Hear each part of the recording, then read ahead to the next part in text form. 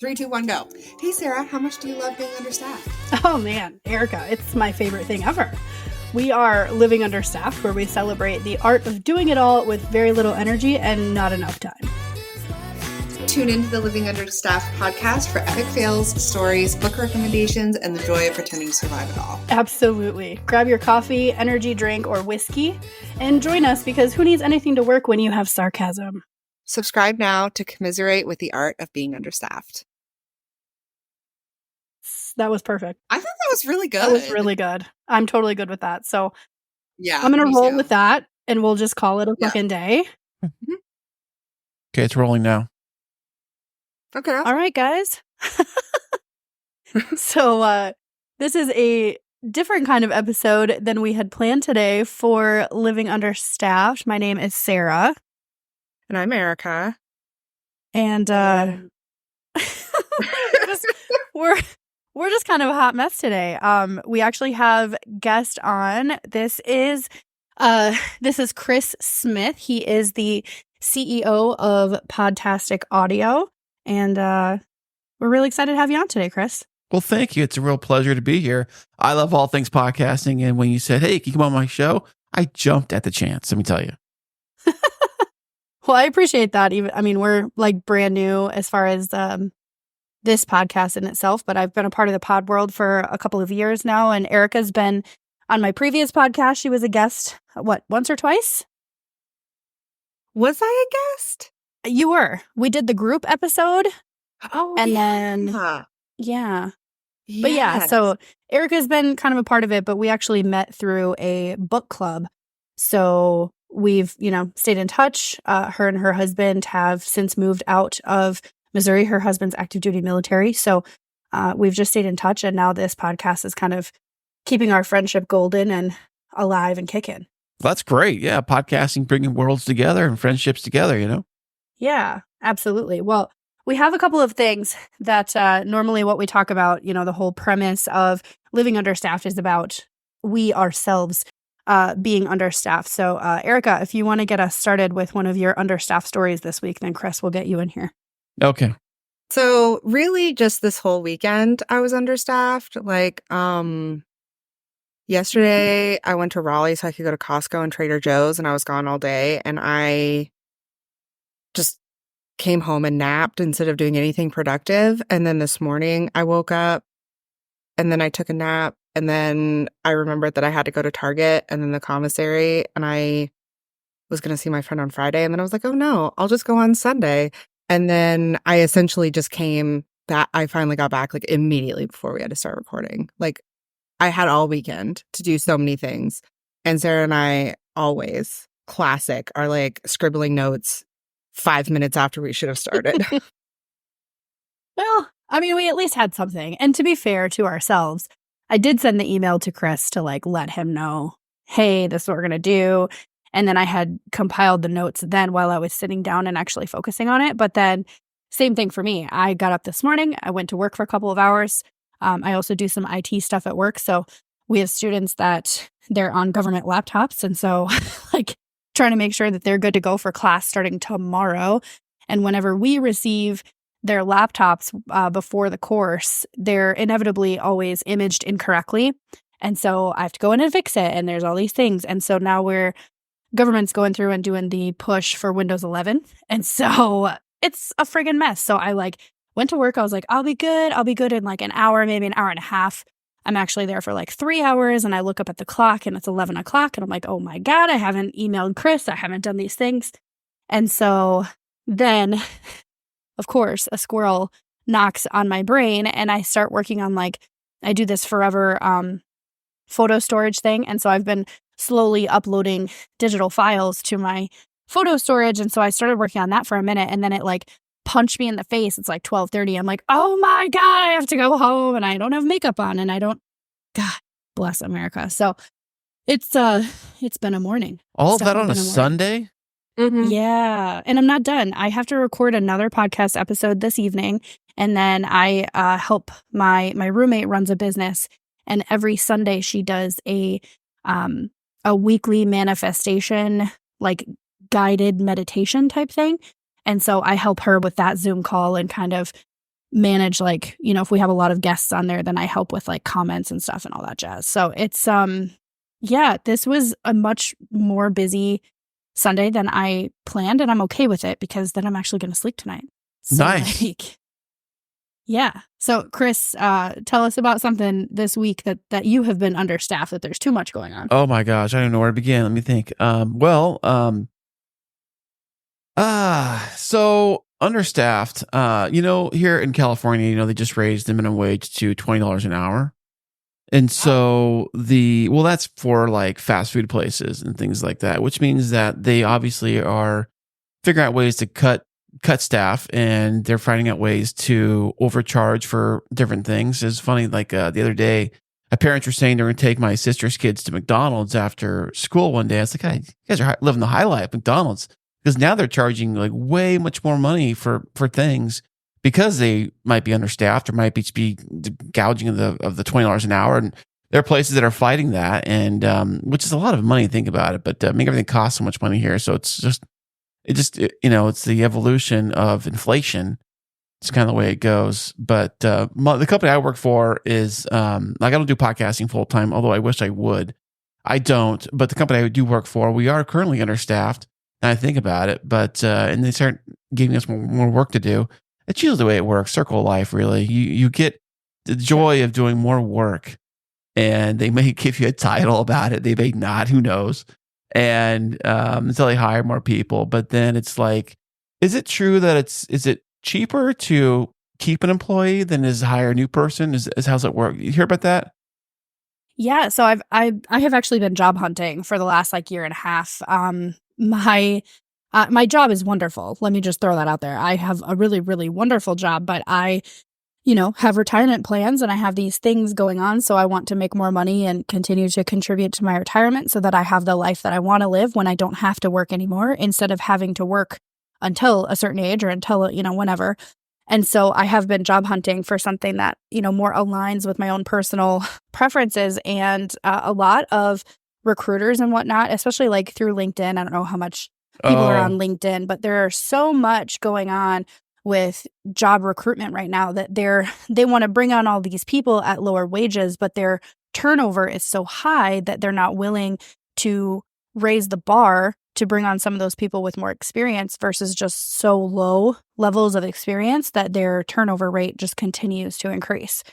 And so I actually just read something the other day that it was like, for those people out there that are like, your budget is say 80,000 to 120,000.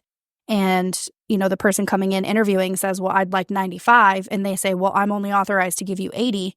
And the person accepts it.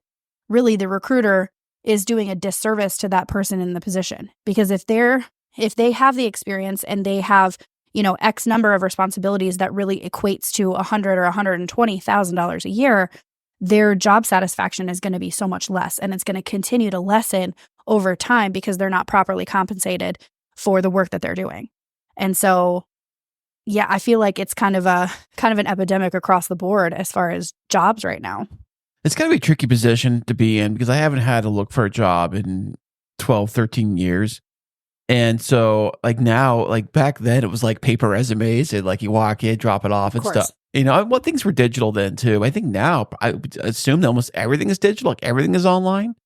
You have to do an application online. Like everything is online, right? I mean, I don't know. I haven't done it in a while. Yeah, pretty much everything is like automated, and you can have the one resume, and you're supposed to like cater each job position on your resume so that it more aligns with what the company wants and whatever. But it's all too easy right now. And then, not to mention, and I really don't want to go into this rabbit hole, honestly, but LinkedIn has so many fake companies on it and so many scams. Really? I myself got scammed a couple years ago. Oh, tell us about that. I'd like to hear that one. Oh God. I was going through a divorce, and I didn't know if I was going to be able to keep my house, keep my job, because my husband was active duty military. And so I didn't know if I was going to be leaving this military base and going somewhere else. Like I was in this desperate era of my life. And then the divorce was not pleasant. There was a lot of manipulation. There was stalking. It was not fun. And so I was looking for part-time income so that in case I did have to move across the country or I did have to move myself, that I would have the money set aside in order to do that.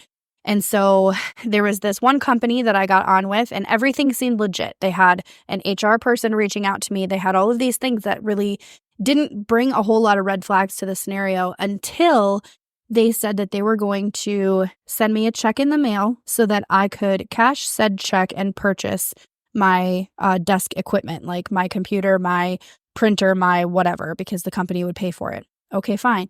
So I go to cash it, and they want me to then transfer it to one of their vendors to purchase whatever equipment it is that they wanted. And so it ended up being like $1,200. And what happened is that the check was not legit, but it still processed through my bank. Oh, no. And so the bank processed the check, didn't realize it was fraud until like 48 hours later.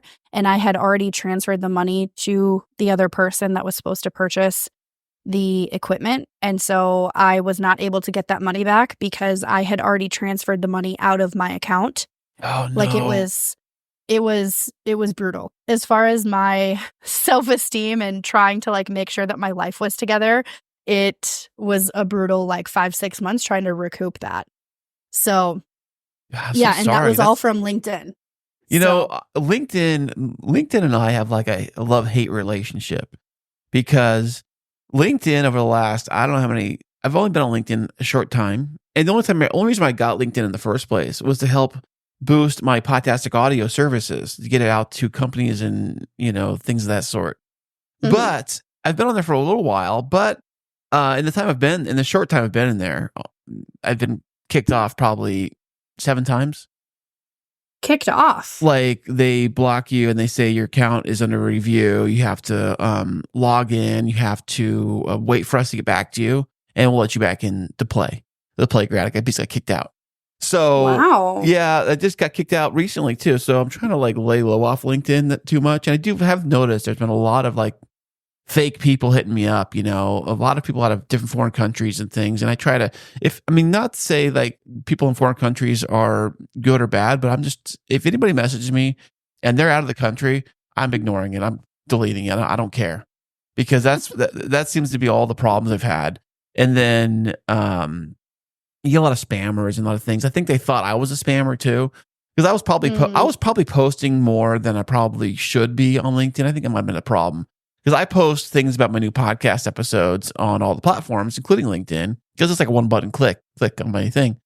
And I would send it over there. And I think they saw that I was sending things over there too often. Maybe that's what it is. But they said you violated the rules and regulations. Like, well, which one? What did I violate? You tell me. They don't tell you nothing. So I kicked off. So LinkedIn, I'm not using LinkedIn to look for a job. I'm just on LinkedIn to promote my services for companies that want me to make podcasts for them. So that's what I do with Podtastic Audio. And but LinkedIn, I said it's I could see people using it for job headhunting. I used to use when I looked into finding a job, I used Indeed. I think it was Indeed. Yeah, it was Indeed. Because they pull everything together. I don't know if I've ever used Indeed for job hunting. Yeah, I did back in the day. One of the times that I moved to Texas, I had looked on Indeed. But what I've noticed is that Indeed and LinkedIn both have a lot of scammers and a lot of spam. No way.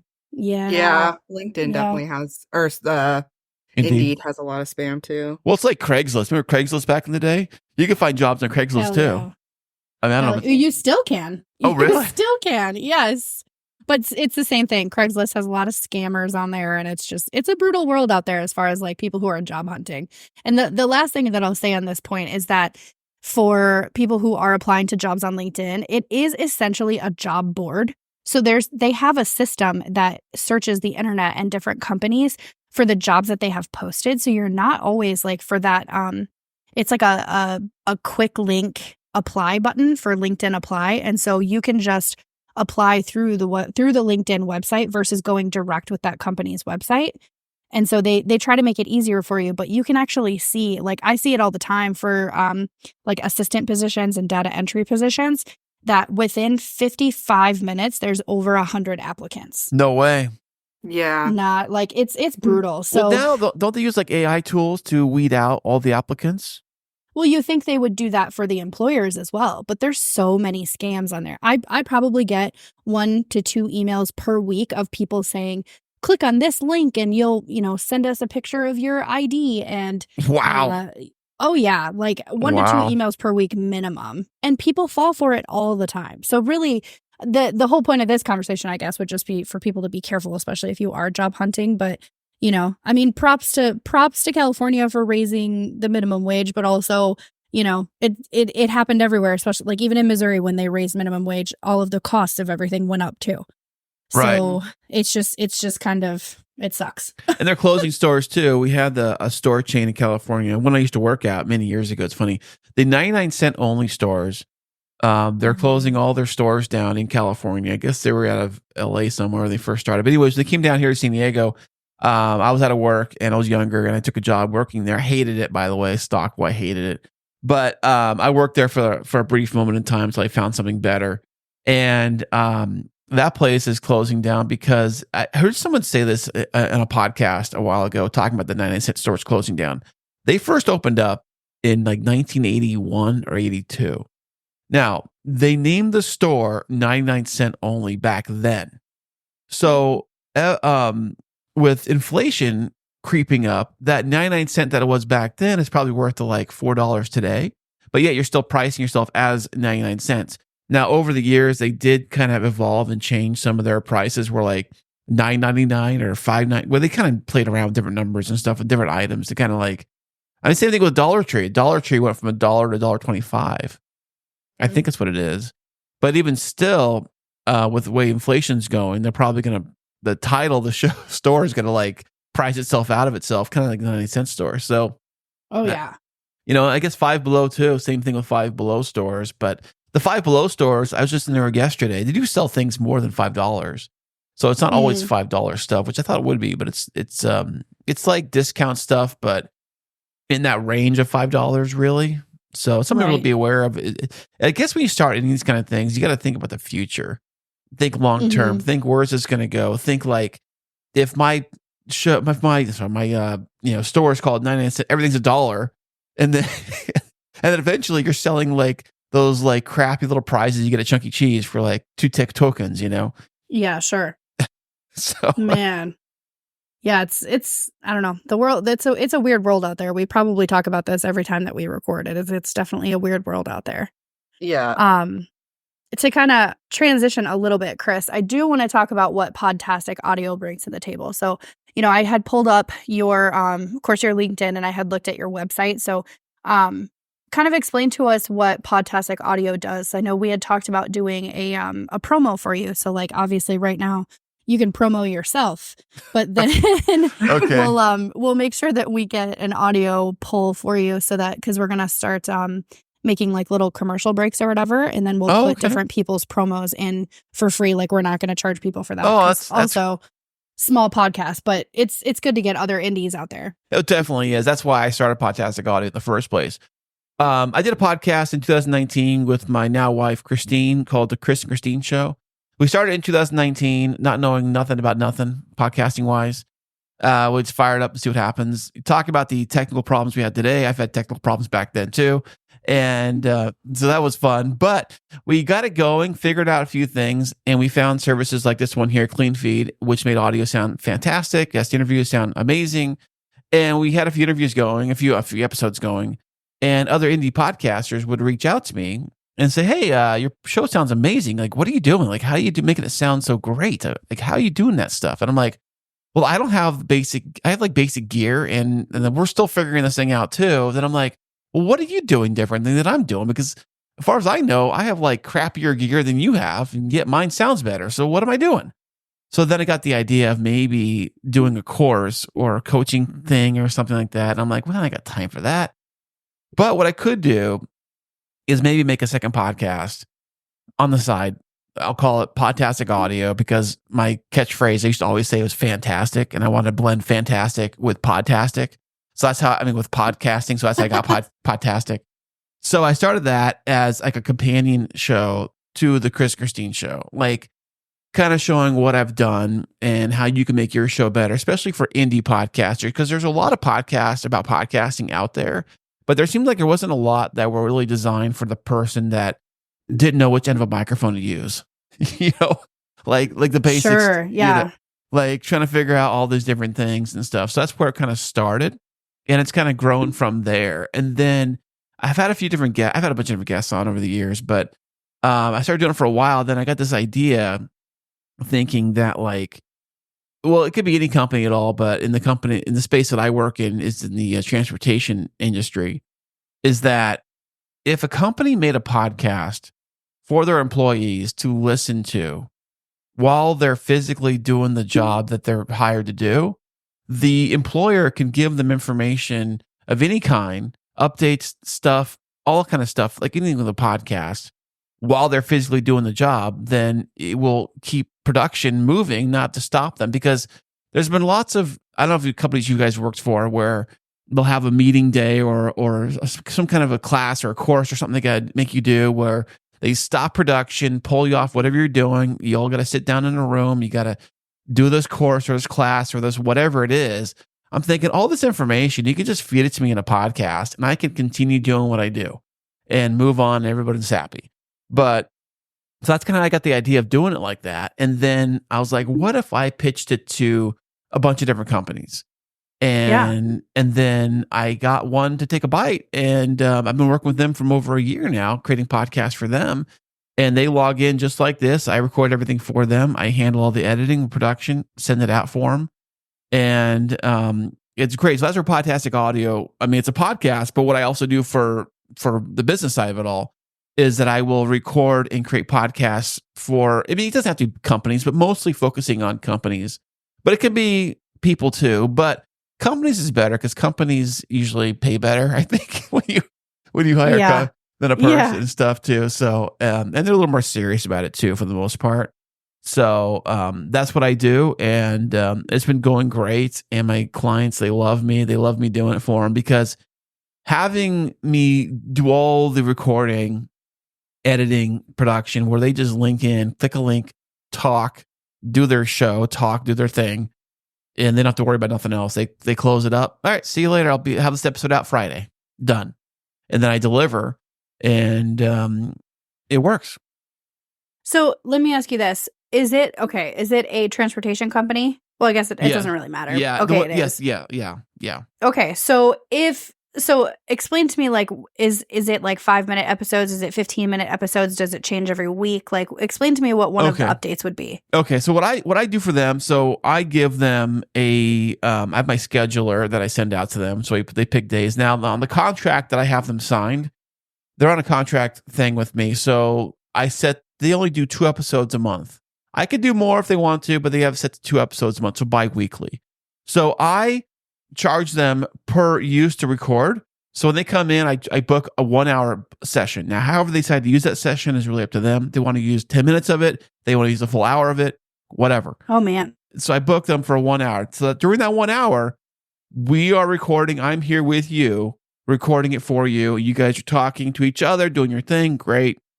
And I'm recording it. So that's what that is. That way I have the audio files and I have them and I can get to work on them immediately. So I do that, and then I charge them a rate to package it, edit it, and put it together. And then I send it out to them, and then I say, your episode's out, here's the link. And then we move on to the next one. So that's pretty much how it's been working. He's been booking he's been scheduling the block of time to record earlier in the month. So I'll send him the link to schedule with me, and he'll book out the 2 days he wants and the hour block he wants. And we're all in San Diego here, so it's time-wise is not really an issue. It's only an issue for maybe because they've got warehouses all over the country. People in Florida and I think Seattle and all over the place. So Podtastic Audio, the company base, what I do is I record for the clients, set them up for an hour recording session twice a week. And I record everything here on my end, and then they get the files, and I immediately go to work on them, make sure they sound amazing. That's my thing too, is when it comes to podcasting, really, is that I strive to make sure the audio sounds the absolute best it possibly can with the basic gear we're all using today. I've taken like literally because they didn't have microphones to start with. They were using those like operator headphones, like gaming headset kind of things. They had those, and I would take that audio, make it sound the absolute best I can until I got frustrated and I bought them a microphone. So here's a microphone, all right? Let's use this instead. So I sent the microphone over and headphone set, and the audio went from a 3 to a 10 overnight. You know, Oh so, Lord. of course, you're going.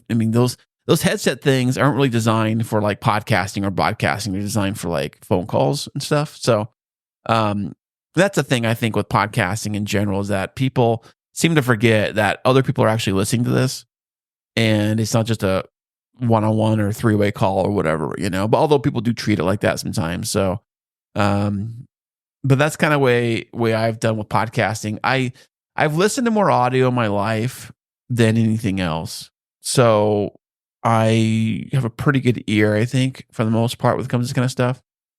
So I focus on audio, good audio. Video is fun too. Listen, I love video too when it does work. My stupid camera ain't working today. Right. But when it does work, it's fine, and I love doing that kind of stuff. And I was hoping to get all dialed in today with my cute shirt and everything. What's up with that? It doesn't work.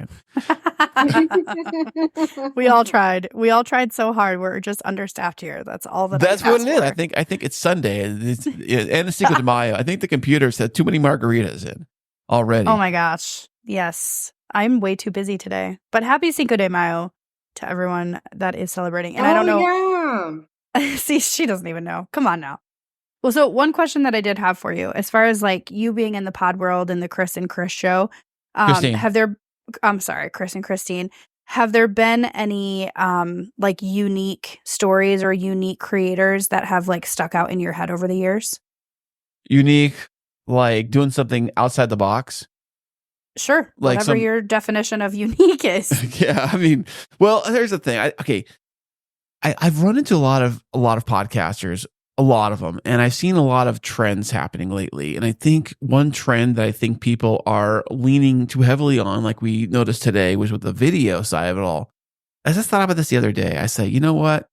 I think as content creators, we're having a problem here. And that is we're heavily relying on video like way too much.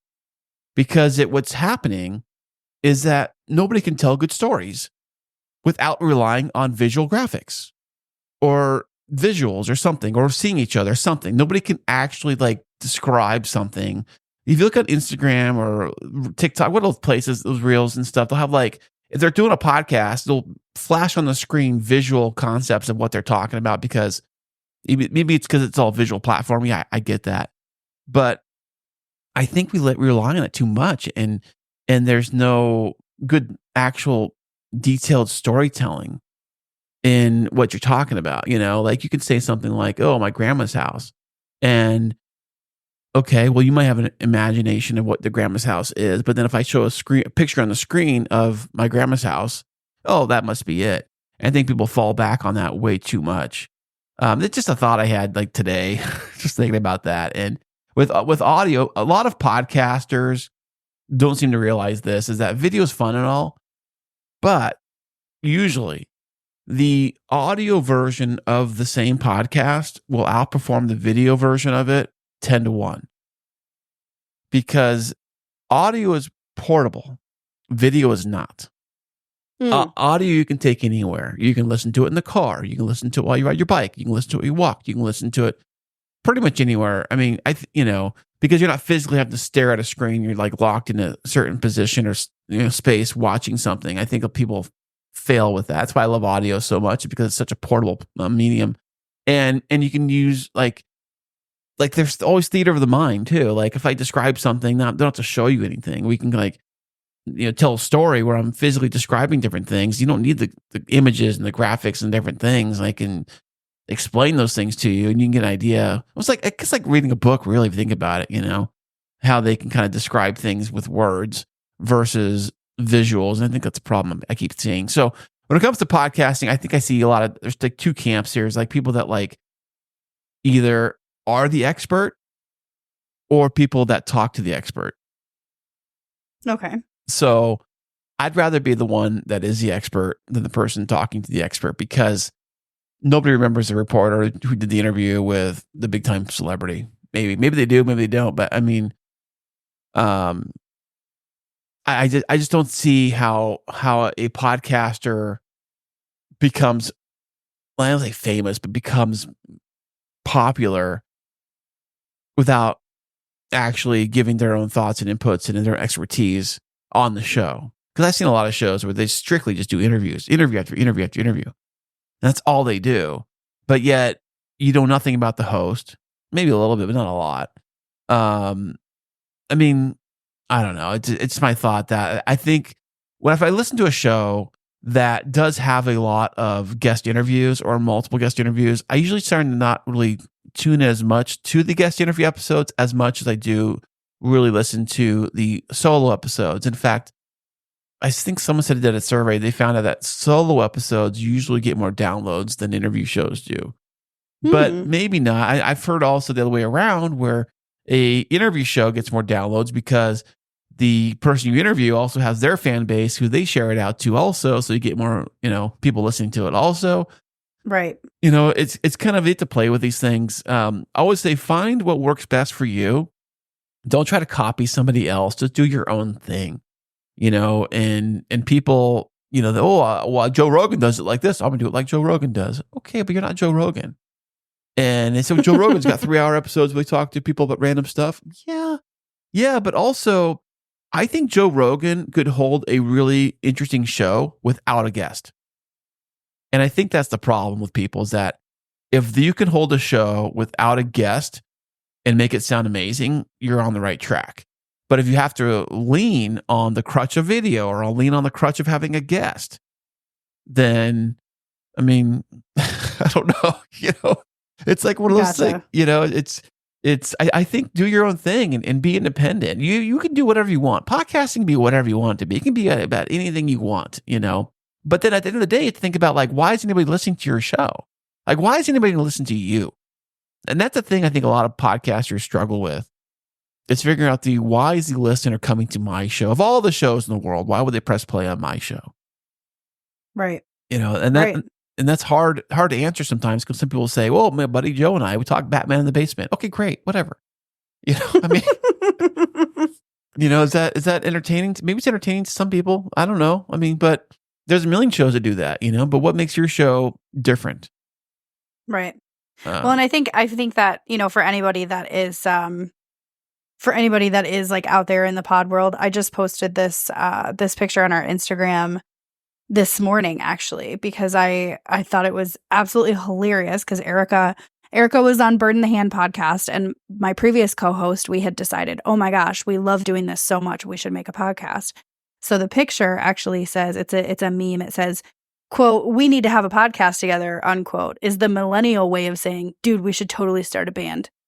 And it is, yes. And I'm not even mad about it. My whole thing is own their own way of viewing pleasure, if you will. So if it's audio, if it's video or whatever, mostly the way I see it is you can create the dumbest podcast in the world as long as you are enjoying the time and the thing that you are creating and you're doing what you need to do. It doesn't matter if you have no guests or if you have no listeners. If you're enjoying what you're doing, then you do you, boo. That's right. You do you, boo. That's why I always say, be your own thing, and enjoy doing what you're doing. But then the thing I hear is that people get frustrated because, episode 5 comes around and they're wondering why, Coca-Cola hasn't knocked on the door for sponsorship yet. Right. But it's part of the, what's the word that I'm thinking of? That's part of the learning curve, right?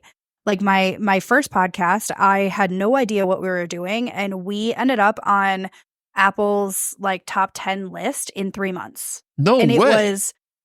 It was the most incredible thing. And we had absolutely no podcast experience, no audio experience, no nothing. And that's not to say that God knows that I love Living Understaffed, and Erika and I are great friends. But if Living Understaffed tanks and we have 4 listens from this first episode, I don't care, because it's my entire goal is to I really, really, really fell in love with the pod world. And this is where I want to be. This is my hobby. This is what I want to do. So for me, that first podcast that I had, I absolutely loved it. And I'll never forget the memories of that. But that just means like there's more out there. There's more out there for me to discover, for me to learn about the AV world, and I'll figure it out, you know? That's fantastic. Sarah, you are amazing. I appreciate you being in the podcast space. And wow, crazy that I went up the charts so quickly. I think Mm-hmm. well, I heard a trick to this is that if your show gets a lot of subscribers within a small window of time, like a real like a rush to the show, like 100, say you get 100 or 200 people all of a sudden rush and down and subscribe to the show within the first like 2 days or whatever, then that kind of puts you up the charts. That's what I heard. It's kind of how it works. So a trick to that is if you know 1,000 people and you can get 1,000 people to hit subscribe to your brand new show within the first day of it being released on Apple, there's a good chance it could go up the charts. That's what I think could happen. I mean, you always can try if you have that kind of pull and you can get 1,000 people to do that. God bless you. Go right ahead. Yeah, But I also heard another trick too. I heard about podcasting. I heard this thing the other day, which makes sense. Is that if you look at your total following, like all your social medias, your email list, like everyone you know, your family, friends, if you put everybody in a pile, especially like online stuff, it's like all the social medias, Facebook, Instagram, LinkedIn, all of them. You took that big giant number and you took 20% of that number, that should be the roughly amount how many downloads you're getting on your podcast. So about 20% of your total following will download and listen to your podcast.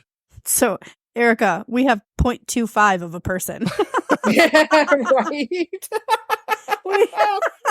Yeah.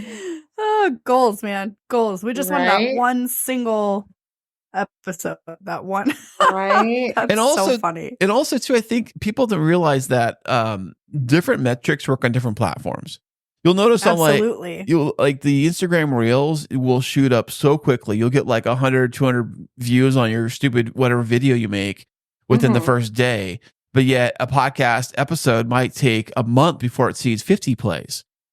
Right. So it's different from different places. I think the short form video, they too tick up quicker. That's why everybody loves doing it. You can get a lot, like a YouTube Shorts. You can get a lot of views on a YouTube Short versus a long play video. Mm-hmm. Like Right. probably 50 to 1, maybe even more than that. And some people Yeah. dump everything on YouTube Shorts. Yeah, but they're looking at it for half a second. And they're counting that half a second as I'm watching it. So they're And that's also why they extended video play on different platforms. So like, you know how like TikTok and Reels and YouTube Shorts, like they have the minute long Reels, but now I think TikTok has extended their plays to like 8 minutes or 12 minutes or something like that, because there's a lot of research out there that's showing that these Reels and Shorts and whatever else, like these other like minute or minute and a half long videos, is catering to the dynamic of people that have short attention spans, like these younger generations. And so there's a lot of argument that goes to show that that's a learned behavior, that's because all of this information is out there and it's coming to you at 60 seconds at a time.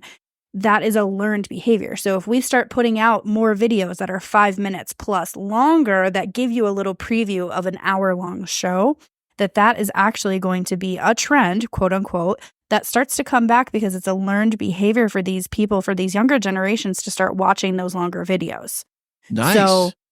So TikTok actually expanded their video capability, and I believe Instagram is the same. I have not looked at. I don't think YouTube has done that yet. Well, YouTube has their regular videos too, so those True. are always fun. But the thing about YouTube, I was kind of curious about is that they always say, "Oh, the subscriber count is what counts. Subscribers, great." But I've been seeing a lot of videos that I'm not subscribed to come across my page because YouTube knows, oh, you like this kind of video. Here's a bunch of videos just like it. Here you go. And they're right in front of you on the column. If you're on a computer, like on the column or on your phone, they're right below your thing you're watching. Anyways, so you're constantly hopping from video to video. Do you know like the retention rate on a YouTube video is like less than 50%?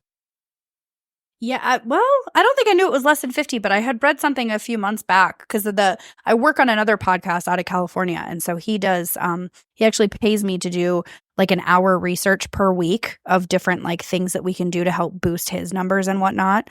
And I don't remember like the what that stat was, but I read something about it a few months ago. Yeah, I was at Podcast Movement last month, and I was talking to a video guy that I know works for Libsyn, and he was telling me that I think it's less than 50%. If you get 50%, it's like really really good. It's really Wow.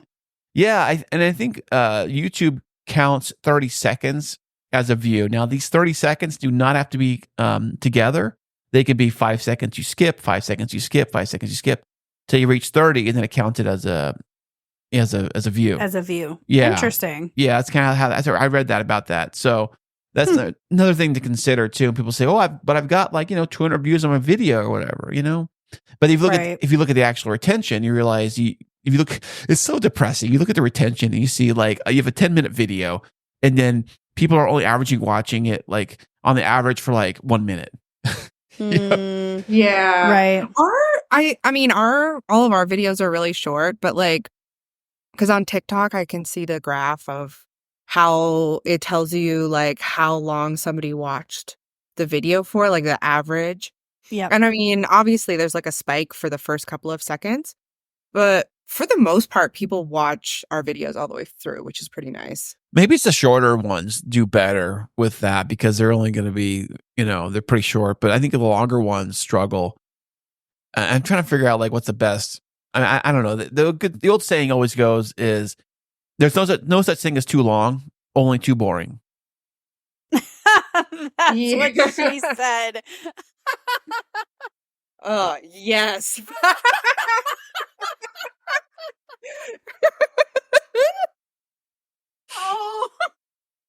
Dropping the "what she said" joke. I love it.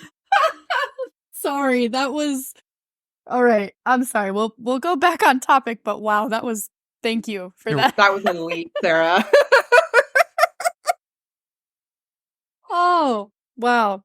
I'm sorry. Yes. So I agree with you on that. I do agree with you with that. The content has to be it has to be somehow inspiring or interesting to the consumer. So if for us as Living Understaffed, right? We believe, we know that there are people that are in our friend circle or in our family that if we throw it out there that we're man, this and this happened this week at work or this and this happened this week personally. And I don't have enough hours in the day. I don't have enough mental, physical energy to get through this week because I still have 100 more things to do. And there's no way that I'm going to get it done without help or without, Erika, her husband was deployed for a while. And so she literally did everything back on the home front of taking care of the house. They bought a house, they moved across the country. And Erika, I know I'm telling your story, but yeah, this is but you've she heard had it pets die. She has car trouble. She has all these things. She's got to do it by herself. And for me, I am post divorce and I am doing all this stuff by myself and oil changes and making sure that my house is okay and cleaning and are you fucking kidding me right now? There's, so we know that as far as our show and our interests, that it will definitely align with a large population of people out there. But if I were to talk to somebody who's in learning and development and their show and their business and all of that stuff is based on learning and development and all that, they're probably not going to be interested in something like this. So when I'm kind of circling back a little bit, but when you're talking about each platform has its own algorithm and its own formula of things, it's all kind of a game, and you kind of have to play the game and see what works and see what chess piece to move to figure that out. I know a podcaster that actually did this, or YouTuber, whatever you want to call him, and he was talking about and complaining about Joe Rogan, and I'm he's complaining about Joe Rogan being so he can talk about whatever he wants to talk about. Why can't I talk about whatever I want to talk about? Why is he so popular? Why can't I talk about and I do the same kind of show he does? Well, first off, you're not Joe Rogan. Secondly, you're not famous. And third, he's got 20 or 30 years of being famous before he even started his podcast. So sure. And he was a public speaker, and he was a comedian, and he was a talk show host, and so on and so forth. He's go on and on and on and on. He's been on the radio, he's been on all these different things. So that's something you have to think about when you think about comparing your own show to somebody else's. Maybe they have, 10 years of, maybe they were on the radio or something for 10 years. And they already built a following. Maybe, who knows what, maybe they have a staff of speaking of understaffed, maybe they do have a staff working on their show for them, like 10 people behind the scenes doing everything for them, where all they have to do is like come in and say, "Hey, Donna, where's my coffee?" And then get your coffee, and then like they sit down, "Where's my script?" "Okay, great." And they just come in and do their thing, just like a news reporter. And then they bounce out, and then somebody else does all the editing and does all the stuff. Most of us indie podcasters, myself included, do everything ourselves. We do everything and everything. So it's something different to really consider. And also, too, maybe the thing you're talking about, maybe it's just not really gravitating towards anybody. Maybe nobody's picking up on it because maybe there's nothing really there. Maybe the content hasn't been quite polished yet. Those are all things to think of. And people really should get an outsider. Nobody does this, but they should get somebody to actually do an audit of their show. And nobody does this because nobody wants to know it's crap. Nobody wants to hear that. I mean, they say they do. "Oh, review my show." "Yeah. Are you sure? Are you sure?" Yeah. Okay. Well, let's see. You had 5 minutes of silence here. You were talking about cat food for like the first 10 minutes. And then, it was Echo City. And then you never got to the point. And then the first 10 minutes were like, "Is this thing on? Is this thing on?" Is this thing on? So, you get, and they're like, "Well, my mom says it's great." Well, mom's going to say everything's great. So that's why you need to ask somebody that's not related to you, "Hey, check this thing out and give me your opinion," Yeah. But nobody really wants to hear it. I mean, I'm the same boat too. Like we don't want to hear negativity about the thing we create. Nobody wants to hear that.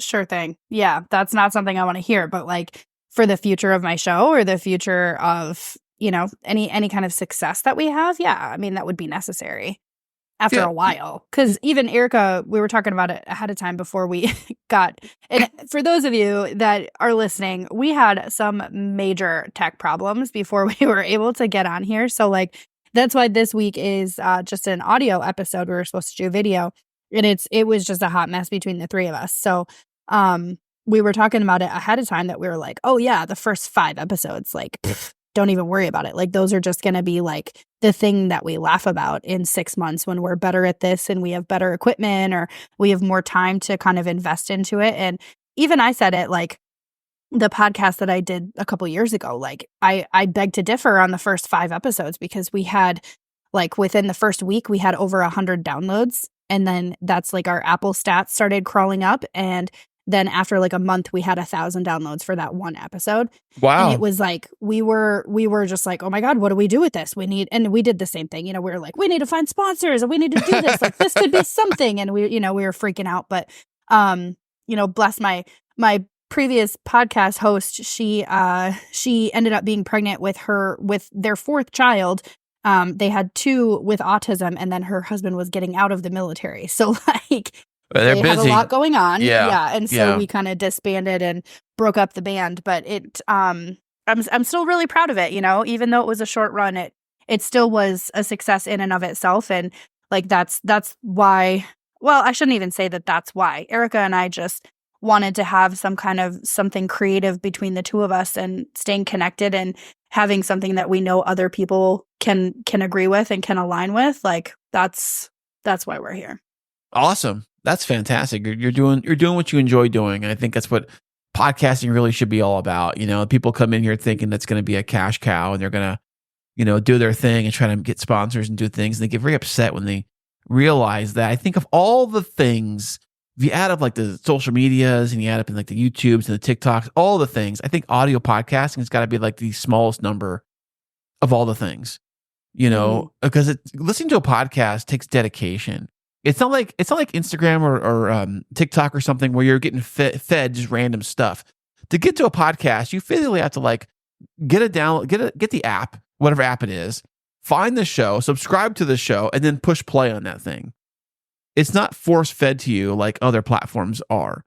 So that's probably why the numbers are a little lower, and it's a little more dedication because you have to sit there and push play.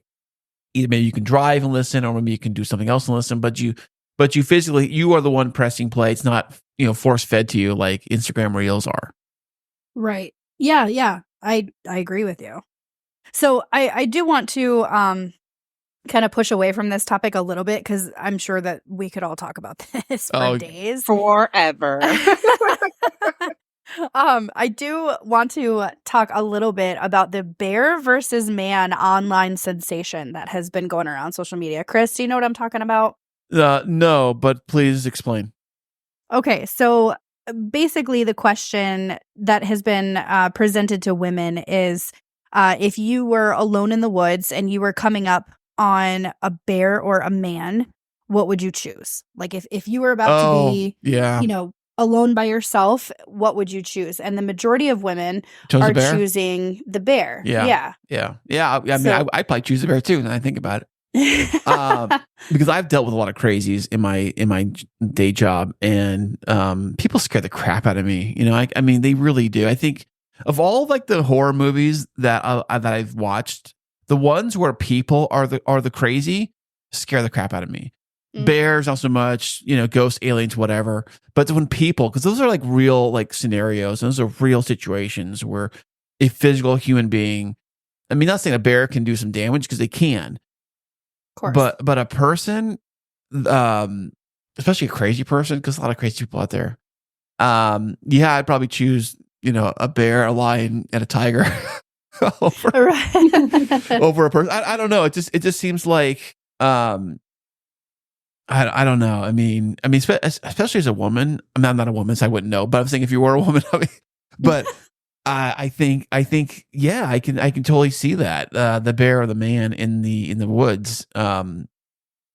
Yeah, I mean, the thing about the bear though too is that usually a bear doesn't like think like crazy, like I'm gonna stalk this person on Facebook and I'm gonna find them later, kind of a thing. Like bears don't do that. People do, right? Bears don't, right? Yeah, and there's things out there, like there was a list that I found online the other day that it was like, no one would question me about what I was wearing if the bear attacked me. No one would accuse me of it's your fault. The bear attack. A bear's no one motives would tell me that the bear understand. is just a really good guy. Right.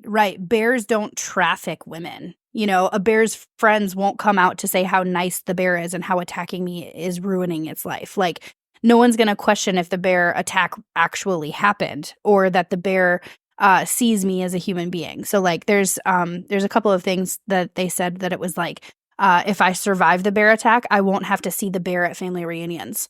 The bear didn't pretend to be my friends for months beforehand. The bear wouldn't film it and send it to his friends. So like there's all of these like men that I've seen, and there's been a couple of women too, but I haven't seen those comments as often. But there's a lot of men on some of these social media posts that are like, how fucking dare you?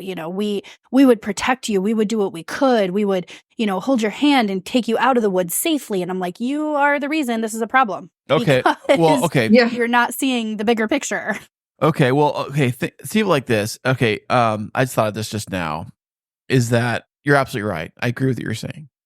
If you look at a lot of girls on Instagram, guys, I see these posts. I don't follow these people, but they do come across my feed a lot. They come through stories or not stories. They come through, reels or whatever. There'll be these cute girls on there and they'll be doing something cute, not quite provocative, but something kind of, they're cutesy doing something, whatever. And you go investigate their page and they have like 500,000 followers, millions of followers, like on their Instagram page. It's like regular girls or whatever. And then you do some more investigation, look at their website, and sure enough, almost every single time, you want to guess what I see on their a link to on their website? OnlyFans? OnlyFans every single time. And it's almost like a game I can play. Like, I bet she has an OnlyFans. And she's not even like doing anything sexy in the first video I see. It's like just basic stuff, right? And sure enough, OnlyFans. Now, why is that? Like, why is that? Like every single one of them I see, they're like the OnlyFans. I mean, maybe because they're working that angle. Maybe it's because, they know guys are creepy and they know guys are into that, so they're just taking it to the bank. Maybe I don't know. I don't think it's right, but it's something they're doing. Well, and let's also throw out there, we were talking about this earlier, like with the minimum wage raising and everything. Trying to find a job out there is fucking rough. So yeah. I'm I'm also a huge, like, I'm a pretty big advocate for like those people, like you got to get out there and do what you got to do. Like I have personal acquaintances. I'm not going to say friends because I haven't known them for very long, but I have personal acquaintances that they have a full-time job. They're a government employee. They have 3 kids at home, and they also do OnlyFans on the weekends because their income is not enough to feed the kids, keep the kids fed, clothed, make sure that they have all their school supplies. And then I had the one friend, her daughter is about to start driving. And so they've got to get her a car and they've got to do all these things. And the car that they did buy kept breaking down. So then they've got all these auto repairs and they've got all this stuff. So I'm actually, I'm an advocate for the people that need that. Now, granted, I'm not an influencer and I'm not, some 17-year-old kid with a great body and like putting her body out there for the world to see. That's not me. But, everybody has their own motive for doing what they got to do. You know what I mean? I understand that. Like if I could pull it off, I try to pull off something too, but I just don't think the numbers are as much. Like I always kind of think that women are pretty good at selling things, even if it's not sexual. But like if you look at a woman real estate agent versus like a man, usually the women, I thought they did a little better selling. Maybe with cars too. Women who in sales positions, I thought they did. I mean, I don't work in sales, but I would think they would sell more than the men would. But I don't know. What do you think on that? I don't know. I'd have to see the statistics on it just from like, because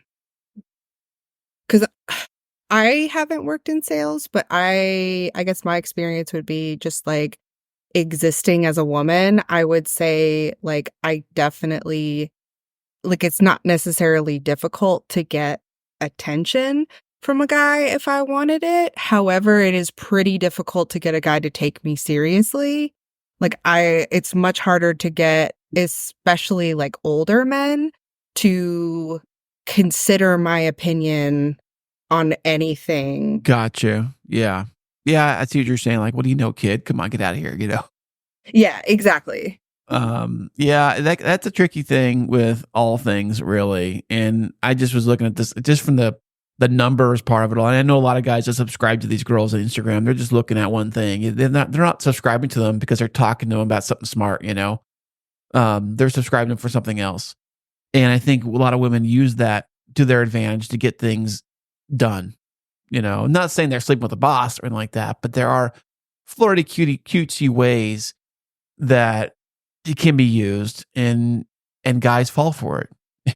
I think we all do, I think it also needs to be brought up too that there is still a huge gap between what men are paid and what women are paid when you're looking at different industries. And I know, like, I'm not just going to throw out a bunch of industry names, but I mean, there's still a pretty huge statistic out there that fully states that women are still getting underpaid compared to men. So as an overall, I want to believe that while women are, capable and understanding and ready to take the world by force, there's still that stigma that men make more money, or the stigma that the woman doesn't know enough. And so they're going to try to take the woman for what she has or try to manipulate or whatever. I have worked in sales positions. I've also worked in attorneys' offices where people will come in, and attorneys' fees aren't usually like set in stone. They do have some set in stone things just across the board because they've been practicing for a while. But I've also been in that situation where, payment plans need to be made, or the person will negotiate their fees because their case is different or whatever. And what I witnessed is that men who come in, whether or not they actually have money to spend, will still try to see what they can take as far as what will give them more advantage on the monetary side of things with a female attorney. And I think it's a little gross, to be honest with you. I think it's wow. It's a little gross to kind of see some of those things in action. Wow, that's crazy. I've never seen anything like that myself, but that you have that.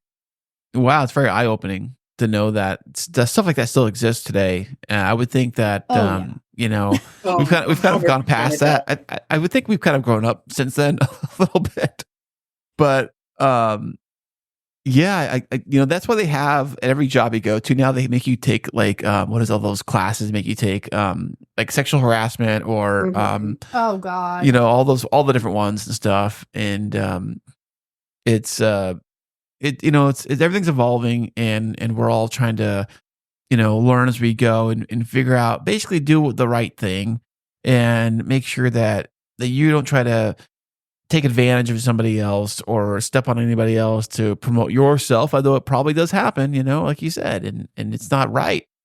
But what do we do? We just keep on keeping on, I guess. I don't know. Right. Yeah, that's all that we can do, And basically just kind of, for me anyway, I would rather kind of just point out some of those some of those differences. Like if we're talking man versus bear, right? Like I think the whole debate in and of itself is absolutely absurd. And especially for the men that are out there that are like, oh my God, how dare you? And I'm like, you're the problem, Yeah. So right. You didn't know where I was at last week. Right.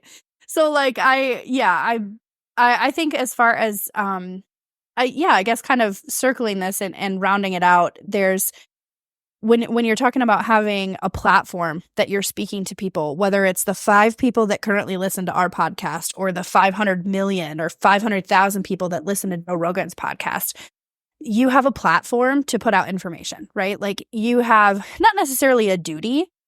You don't have a duty to put out information that is good, bad, ugly, up, down, left, right, woman versus man, that kind of thing.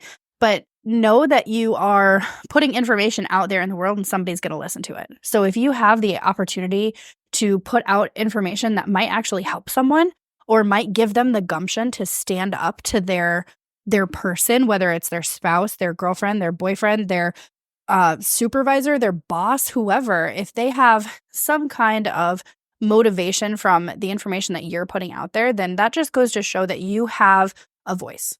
That's right. Use it. That's right. Use it for good too. Don't be all negative. We have a lot of negative Nancy's out there. Let me tell you. Oh my goodness. Well, Chris, I appreciate you getting through whatever tech problems we had this morning. But thank you so much for being willing to join us on this. I'm glad that you are here.